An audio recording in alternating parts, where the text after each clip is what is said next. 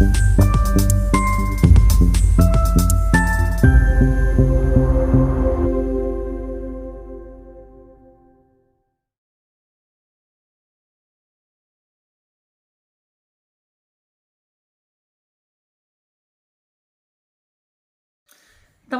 Shalom, berjumpa lagi dalam YouTube channel Tanya Aja, pasti ku jawab. Berikut ini kita akan menyaksikan sebuah video diskusi yang sangat baik dari Apologet Kristen Indonesia Edis TV bersama dengan Muslimah. Di dalam diskusi ini mereka membicarakan tentang apakah sesungguhnya Nabi Muhammad itu layak untuk diteladani. Nah, seperti apa diskusinya? Saksikan video ini dari awal hingga akhir dan semoga memberikan pencerahan ya. Sebagai seorang muslim, wajib nggak kamu itu menjadikan Muhammad sebagai suri tauladan? Wajib. Wajib. Muhammad Suri tauladan ya? Ya, suri tauladan. Ya, artinya apapun yang diperbuat Muhammad itu merupakan contoh-contoh yang baik. Betul? Betul. Di dalam sebuah hadis, Muhammad menikahi anak di bawah umur, tahu? Nggak tahu. Tapi mungkin banyak ya. Mungkin itu nggak patut ditiru, Bang. Itu sunnah. Tapi katanya barusan tadi kamu bilang Muhammad itu suri tauladan yang patut ditiru. Ya, sekarang kamu bilang tidak patut ditiru. Keadaan Arab sama keadaan Indonesia kan berbeda tuh. Oke, sekarang saya tanya, betul tidak bahwasanya dia suri tauladan itu sepanjang zaman tidak memandang kondisi tertentu. Selalu yang dilakukan Muhammad itu baik, tidak pandang waktu, tidak pandang zaman, tidak pandang tempat. Setuju nggak? Kalau saya itu nggak setuju. Kalau saya kayak gitu itu ya Islam itu mengikuti zaman.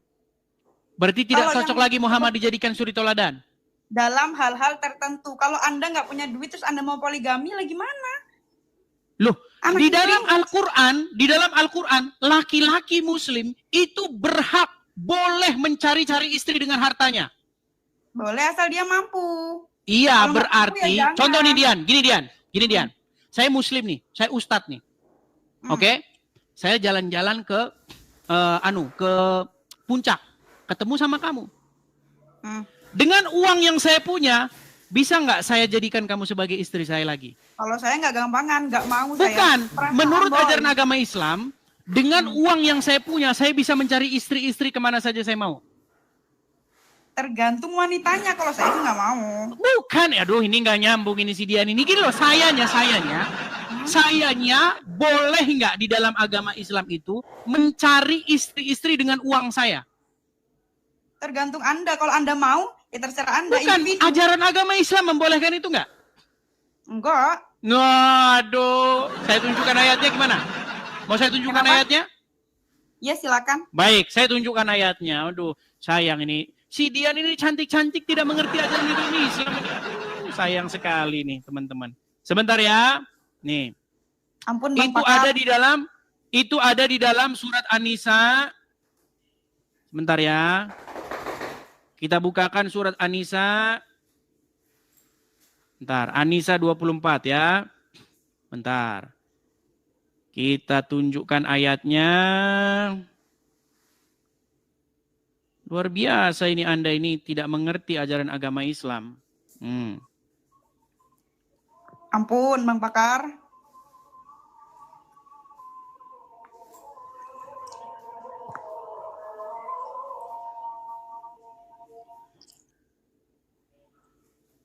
Kepencet. Sabar ya teman-teman ya. HP saya agak sedikit lemot.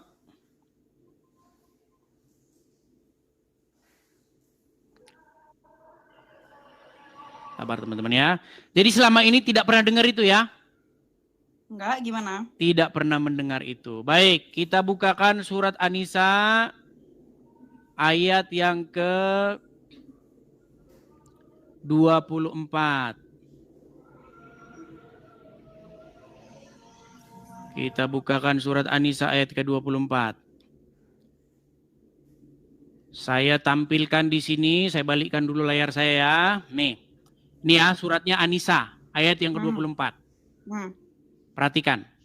Dan diharamkan juga kamu mengawini wanita yang bersuami kecuali budak-budak yang kamu miliki. Oke? Sebagai ketetapannya atasmu.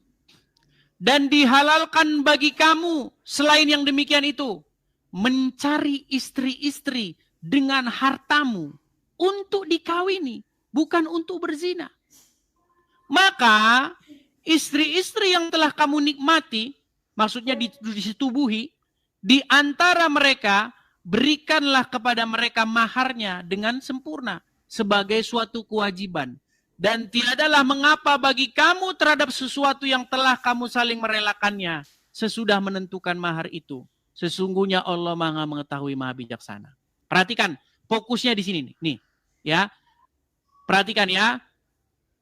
Dan dihalalkan bagi kamu selain yang demikian itu mencari istri-istri dengan hartamu.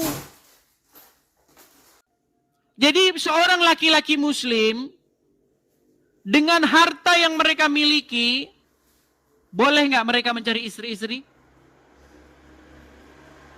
Boleh. Boleh. Ya kan terserah orangnya, kalau dia punya duit nggak apa-apa. Iya makanya, ini bukan masalah itu, tapi boleh kan? Boleh. Boleh kan? Tapi aku nggak mau. Nah masalahnya karena kamu tidak mau mengikuti ajaran Al-Quran. Padahal, biasa aja. loh, begini Dian, gini. Saya tahu di dalam hati nuranimu, kamu nggak mau diperlakukan seperti itu. Menurut ajaran agama Islam, boleh nggak perempuan itu dikasari, istri itu dipukul, boleh nggak? Nggak boleh. Boleh, gimana?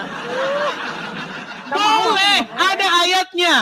Ada ayatnya di mana seorang suami itu boleh memukul istrinya. Mau saya tunjukkan ayatnya? Nggak usah. Nggak boleh. Nggak mau. Oke, gini, makanya maksudnya begini. Salah satu diskusi lintas agama ini, Dian, kita itu memperbandingkan Injil dengan Al-Quran. Ajaran Muhammad dengan ajaran Yesus. Iya, boleh. Di dalam Bang. Injil. Tapi abang terlalu fokus ngejelekin Islamnya tuh. Aku yang nggak terima itunya. Saya nggak ngejelekin, Dian. Saya hanya mengatakan apa yang... Dian, saya nggak menjelekkan. Saya mengatakan apa yang tertulis di dalam literatur Islam. Muhammad menikahi anak di bawah umur, namanya Aisyah. Kamu tadi nggak setuju bahwa Muhammad itu suri toladan sepanjang zaman? Enggak, dalam beberapa hal mungkin iya. Dalam hal yang kayak gitu, aku kurang setuju sih. Iya, berarti Muhammad nggak sempurna kan? Nggak ada manusia sempurna. Iya. Coba di dalam Al-Quran, siapa manusia yang suci? Nggak ada yang suci. Lu ada ayatnya dalam Al-Quran. Satu-satunya manusia yang suci di dalam Al-Quran itu adalah Isa. Emang iya? Di dalam Quran surat Maryam ayat yang ke-19. Ketika Maryam ada sosok yang ruhana, ruhnya Allah yang telah menjelma menjadi manusia di hadapan Maryam berkata, "Innama ana rasulu li ahaba laki gulaman zakiyan." Tahu nggak artinya apa? Enggak, apaan? Sesungguhnya saya ini utusan Tuhanmu untuk memberikan kepadamu seorang anak laki-laki yang suci. Jadi yang suci itu menurut Al-Quran adalah Isa. Emang iya? Makanya dia belajar agama Islam. Contoh. Yesus tidak pernah di dalam hidupnya membawa-bawa golok, membawa-bawa pengikutnya untuk menjarah. Nggak pernah ada. Muhammad, Anda tahu berapa kali dia melakukan peperangan? Anda tahu ghanimah, harta rampasan perang? Itu bukannya untuk ini ya, berperang melawan kebatilan ya? Berperang melawan kebatilan, apakah dengan cara mengambil harta mereka? Nggak tahu, kalau mengambilnya nggak tahu. No, Abdul Somad itu pernah menghitung harta rampasan perang yang didapat oleh Muhammad. Anda tahu berapa jumlahnya? Tapi kan itu juga buat rakyat-rakyatnya. Buat rakyatnya dari mana? Emang dimakan sendiri? Abangnya nih. Gini, tapi gini Dian. Kita jangan yang tinggi-tinggi lah. Nanti saya khawatir kamu nggak nyambung. Begini Dian. Begini ya. Kita ini sebenarnya berbicara tentang kepada siapakah kita itu mengikuti, kepada siapakah kita itu patuh dan tunduk. Kristen, saya sebagai orang Kristen, saya berbicara mengenai kepada siapa saya patuh dan tunduk. Saya patuh dan tunduk kepada Yesus. Ya, saya kepada Allah. Anda tidak patuh tunduk kepada Muhammad? Enggak. Oke lah teman-teman, kita punya satu orang Muslim di sini, ya, yang dia sudah tidak mau patuh kepada Muhammad, betul? Patuh dalam hal yang tertentu. Kalau yang kamu selalu jelek-jeleknya terus, baik-baiknya enggak. Dian, kepada siapa Anda harus berkata sami'na wa ta'na? Hah? Apaan tuh? Aduh, sami'na wa ta'na nggak tahu. Kamu tidak tahu sami'na wa ta'na? Berat sudah. Selama jadi orang Islam nggak pernah tahu sami'na wa ta'na? Pernah dengar? Pernah dengar. Apa artinya sami'na wa ta'na? Enggak tahu. Artinya kami mendengar dan kami taat. Kepada siapa itu Anda harus berbuat seperti itu? Allah. Ku kepada Muhammad, Dian. Saya tunjukkan ayatnya.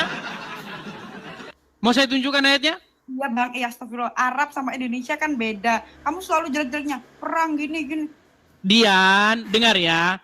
Seorang muslim itu wajib hukumnya patuh tunduk kepada seorang manusia yang bernama Muhammad. Nih ya. Iya, buat hal-hal tertentu. Baiknya tuh banyak banget loh bang. Kalau nggak ada Nih, Muhammad, saya nggak tunjukkan ada ayatnya Quran. kepada kamu Dian ya. Aduh, bagaimana sih kamu Dian? Dian, masa kamu menjadi orang Islam tidak tahu begini-begini ya? Nih, saya tunjukkan ayatnya. Di dalam Al-Quran. Nih. Anda harus sami'na wa ta'na kepada Muhammad. Aduh, sebentar ya. Terjemahan. Nih. Itu ada di dalam surat An-Nur ayat 51 ya. An-Nur ayat 51 artinya. Nih. Saya balikkan kamera saya dulu ya Dian ya. Nih. Lihat nih. Apa dikatakan di sini Dian? Sesungguhnya coba baca. Jawaban orang-orang mukmin bila mereka dipanggil pada Allah dan Rasulnya agar Rasulnya. Iya. Jika mereka dipanggil kepada Allah dan Rasulnya agar Rasul menghukum, menghadili di antara mereka ialah ucapan Kami apa? mendengar dan Kami patuh. mendengar dan kami patuh. Jadi kepada siapa Anda mendengar dan patuh? Allah dan Muhammad. Kalau Allah kata dan itu. Muhammad. Jadi nggak bisa Allah doang Dian. Allah dan Muhammad terus. Makanya di masjid-masjid pun nama Allah dan Muhammad selalu berdampingan, nggak bisa terpisahkan. Saya kasih contohnya lagi nih. Nih ya, di dalam masjid, nih ini Allah, Muhammad, ini Allah. Nih sebentar, kurang besar gambarnya, sabar ya. Nih, saya kasih gambar yang lebih besar. Di dalam masjid-masjid pun nih, ini siapa? Muhammad. Ini Allah. Jadi kepada siapa umat muslim itu patuh, taat dan mendengar? Kepada keduanya. Nggak bisa kepada Allah doang atau kepada Muhammad doang. Kepada keduanya. Kan Muhammad yang menuntun kita agar ajaran-ajarannya Allah itu masuk. Baik. Muhammad tuh utusan bang, Oke. utusan. Muhammad menuntunmu. Oke, ini saya catat nih Dian. Pertanyaan bagus. Utusan. La ilaha illallah, utusan. Muhammad menuntunmu ya. Seperti Utusan. saya juga. Seperti kami orang Kristen. Yesus yang menuntun kami. Iya sama kan. Oke, sekarang begini. Muhammad ada di mana? Di Arab. Di mana? Di kubur, betul nggak? Isa ada di mana? Sebelum kita naik ke situ, sebelum ke situ saya tanya dulu. Muhammad ada di mana? Di kubur, betul? Ya kalau sekarang dikubur. Oke, berarti Anda dituntun oleh mayat dalam kubur, betul? Enggak. Bang, ada yang namanya hadis, ada yang namanya hadis sahih, ada yang... Sekarang saya tanya, Muhammad menuntun orang Islam, betul atau salah? Betul. Muhammad sudah meninggal, betul atau salah? Betul. Berarti orang Islam dituntun oleh orang yang sudah meninggal dalam kuburan, betul? Sebelum-sebelumnya. Pas dia hidup kan pernah hidup juga. Dia sekarang tahun 2025. Ya. Benarkah sampai detik ini Muhammad menuntun orang Islam, penuntun orang Islam? Betul. Betul. Muhammad sudah meninggal dalam kubur, betul? Betul. Berarti umat Islam dipimpin oleh orang yang sudah meninggal dalam kuburan, betul? Iya, tapi kan dulu-dulunya Iya. sanad-sanadnya masih ada, Bang. Nah, Astagfirullahaladzim. begini Dian, bedanya kita begini. Selama saya mengkaji, mendalami agama, saya sadar, kenapa saya mau jadi orang Kristen, Dian? Karena saya tidak mau menyerahkan hidup saya dipimpin oleh orang mati. Saya hanya mau dipimpin oleh yang hidup, yaitu Yesus. Apa kata Yesus? Akulah jalan dan kebenaran dan hidup. Makanya dipimpin datang kepada Yesus. Pemimpin yang sejati itu adalah Yesus yang memimpin kita kepada hidup. Bukan orang dalam kuburan, Dian. Enggak juga. Loh, sekarang bagaimana logikanya kita mau menuju kepada hidup, tapi kita dipimpin oleh orang mati di kuburan? Bagaimana logikanya kita mau ke Intinya itu surga, tetap tapi sama dipimpin Allahnya. oleh orang dalam kuburan? Agama nih, kalau nggak ada yang nuntunnya, nggak jadi. Betul, Kalau- makanya kita Al-Quran ini itu berbicara, nggak akan ada kalau Nabi Muhammad itu nggak diturunkan. Dian, kita ini bicara mengenai siapa yang menuntun kita kepada hidup yang kekal, betul nggak? Apakah kamu percaya dengan hidup yang kekal? Apakah kamu percaya dengan kehidupan setelah kematian? Percaya?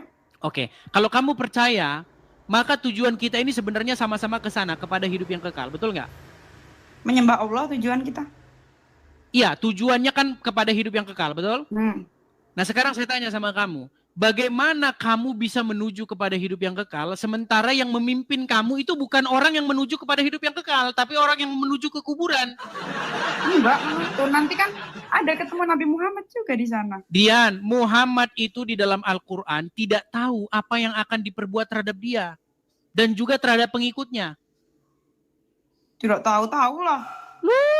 Ini makanya masih pantasan kamu masih jadi orang Islam, Dian. Nih, saya Sampai tunjukin kapanpun, ayatnya. Sampai mati pun Islam. Gimana? Sampai mati pun Islam. Iya, ini bukan masalah. Iya, memang namanya sekarang kan kamu, namanya sekarang kan belum. Gini loh, Dian. Memang nggak semudah itu. Belum, nggak mau. Enggak semudah itu memang, tapi kan lama-kelamaan nanti kan Nggak kamu mau, juga masih mengerti. lama-kelamaan nggak mau. Ya, karena sekarang kan kamu belum tahu. Coba nih Dian. Apa di sini dikatakan? Katakanlah, aku bukanlah Rasul yang pertama di antara Rasul-Rasul. Dan aku tidak mengetahui apa yang akan diperbuat terhadapku dan juga terhadapmu. Jadi Muhammad tahu nggak apa yang akan diperbuat terhadap dia menurut ayat ini, Dian? Di hari akhir. Coba ya Dian ya. Katakanlah, kul. Ya, aku bukanlah Rasul yang pertama di antara Rasul-Rasul. Dan aku tidak mengetahui apa yang akan diperbuat terhadapku. Dan pula terhadapmu. Ini Muhammad nih. Nggak tahu dia apa yang akan diperbuat terhadap dia. Tergantung amal masing-masing. Tergantung amalnya masing-masing. Bukan begitu juga dia. Bukan begitu, ya iya begitu. Anda tahu cerita bagaimana ketika Muhammad ditanya apakah dia pasti masuk surga atau tidak? Kenapa? Iya terus. Ketika Muhammad ditanya apakah dia masuk surga atau tidak, apa jawaban dia? Tahu nggak?